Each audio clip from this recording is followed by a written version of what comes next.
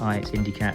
I wanted to take you on a bit of a musical journey that I've been composing this week. This first track is a breakdance battle which is influenced by 1980s breakdance culture and the battles that people used to have, and I've got this imagined in my head as part of a soundtrack for Main Street in America.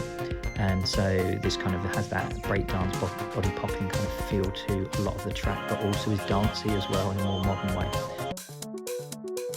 This next track is called Radio Shack Electro and is inspired by kind of visiting Radio Shack and other electronic stores in the 90s specifically, and the idea that like the noises that like different oscillators and goods that you might find in those stores would make, combined with the electronics, like keyboards that they used to sell and things like that as well, to kind of create this repetitive beat and kind of be sort of almost a ambient techno kind of feel about it. So I'm kind of pleased about this. I like the way it switches up a few times in the track.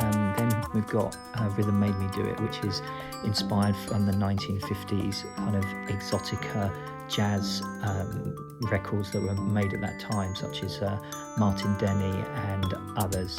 And so this changes up quite a few times in here, and I'm just trying to show you a couple of things here that I changed over time to kind of give it different, not so much time signatures, but a different vibe and a different feel.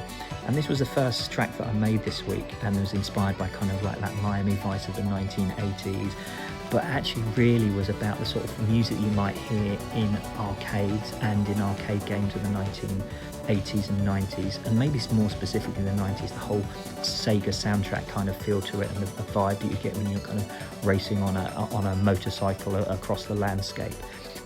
Hope you enjoyed this little walkthrough. Let me know in the comments what your favourite was. See you next time. Bye.